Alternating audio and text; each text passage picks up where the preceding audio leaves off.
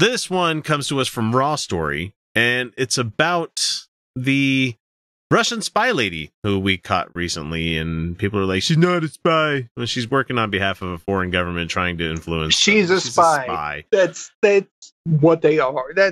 She's a spy. And her name is Maria Butina, and if you haven't heard about her yet, you haven't been paying enough attention to any kind of news that's been coming out. So, two former Department of Justice officials predicted that Maria Butina was not the only Russian operative to penetrate conservative political organizations with close ties to the Republican Party during the Wednesday panel with MSNBC anchor Katie Tur. Butina was indicted on this past Sunday, for being an unregistered foreign agent. Crack shot, Butina had a very close relationship with the NRA. So very close, yes. So on the panel, we had Assistant Attorney General Harry Littman said that this is a wild, wild story with the potential to send shockwaves not just into the Trump campaign officials, but throughout the entire Republican Party. Uh-huh. And we're kind of feeling a little bit more vindicated, too, because we're like, oh my God, the NRA has been funded by the Russian government and oligarchs for like the past couple of years. Boy, we called that one, too. Yeah, we've been saying. So Matt Miller, the former spokesperson for the Department of Justice, which I don't know how you can consider them a high ranking. I mean, spokesperson doesn't really mean jack. No, spokesperson doesn't mean anything. He explained why the federal indictment against Butina was not filed by the special counsel. And it says, if you look at the indictment, if you look at what the activities it lays out, they are accusing her not of trying to influence the election, but of trying to cultivate influence in the United States, trying to infiltrate the NRA, and she showed up at the prayer breakfast, too, for people that might not realize that. Trying to infiltrate the Republican Party on behalf of the Russian intelligence services, he said. If you read the pleading the government made public today, they talk about her trying to trade sex in return for a position inside a special interest group. You have to believe it's a conservative organization, maybe the NRA, and we know now it's the NRA. It is, yes. Yeah, and the GOP. Maybe somewhere else. Another document can't speak right now.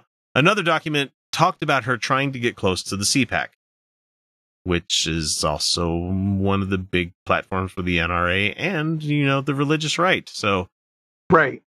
Mm-hmm. So I think that the question for all these groups is, how are they so vulnerable to penetration by Russian intelligence service, by Russian intelligence agents, and is it the only one? The reason they're vulnerable is because Russians have money, and they're willing to spend it, and that's all that they work for in the GOP is greed. Yeah. If there's money, they'll go for it. Yeah. Exactly.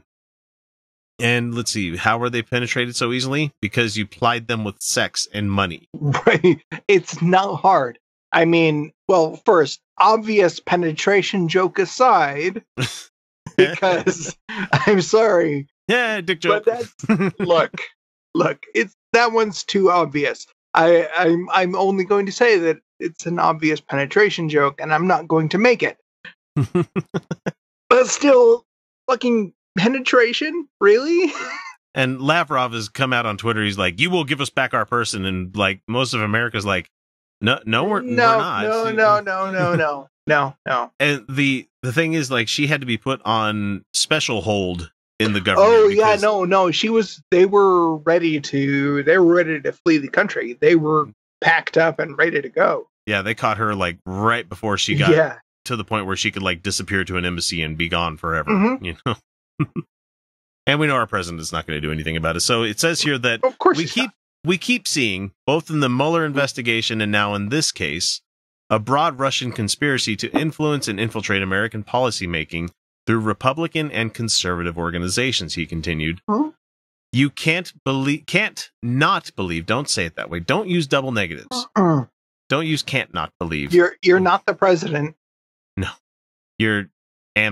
You aren't not the president. Will you please finish the sentence before I judge whether their double negative was proper or improper?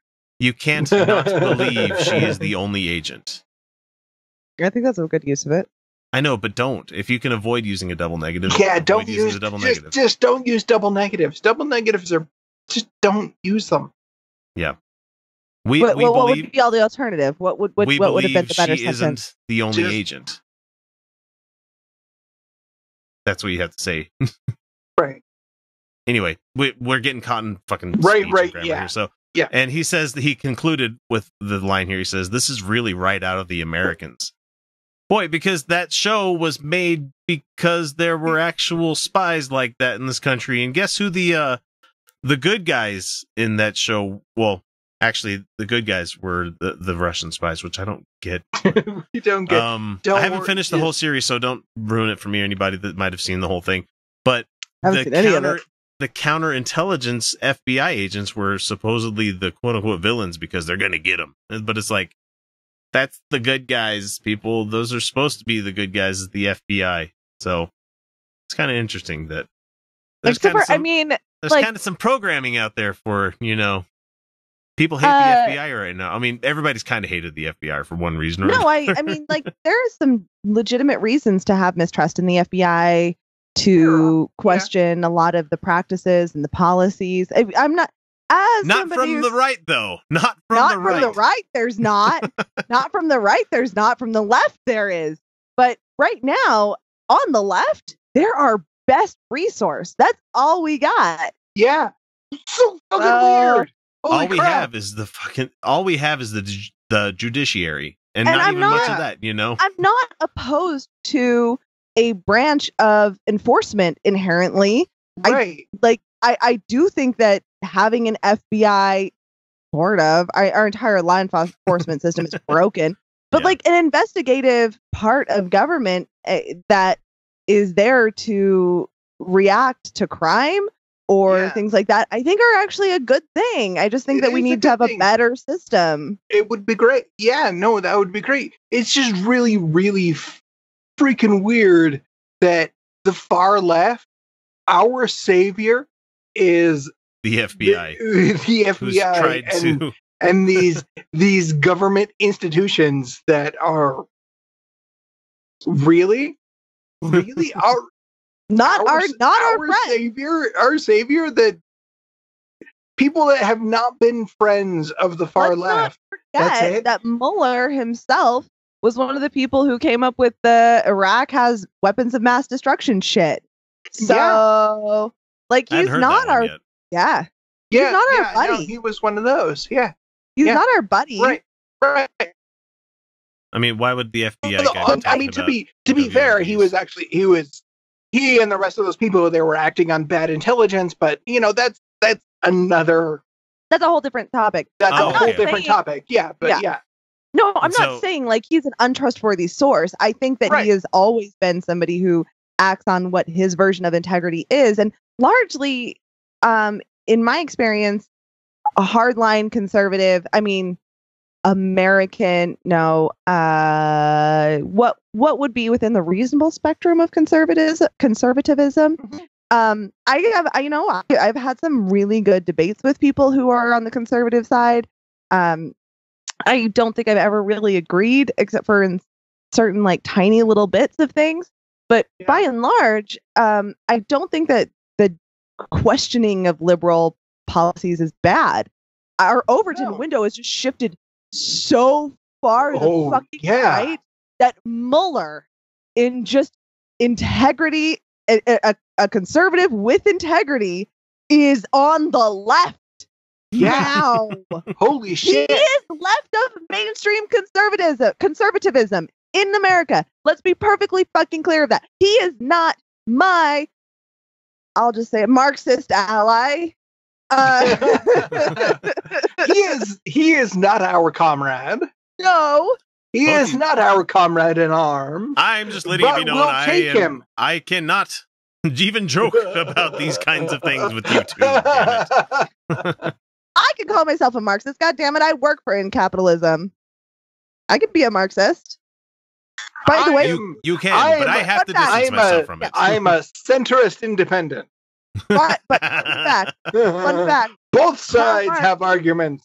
Karl Marx never, ever, ever, ever proposed what a communist society would look like, because he said we were so far capitalist that he could not himself imagine what a communist society would look like, and therefore Yeah, I don't. I've been thinking a lot about this. I have no idea what it would look like. No, I do know. Yeah, I have yeah. some practice. I have some bringing it back, pragmatism.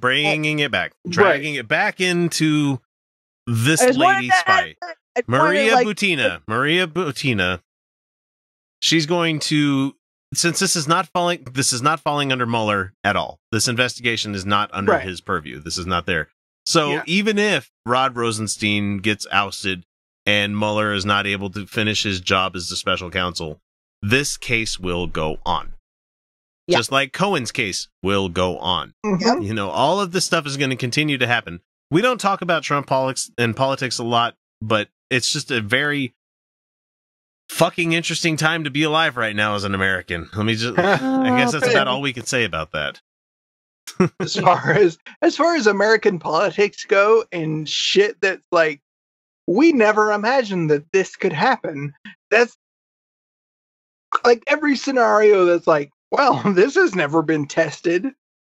This is one of the we're writing a whole new fucking book of rules and regulations for well, if it ever comes back to being somewhat normal in this country, I mean normal in air quotes there, the miniseries is going to be fucking excellent. Yeah.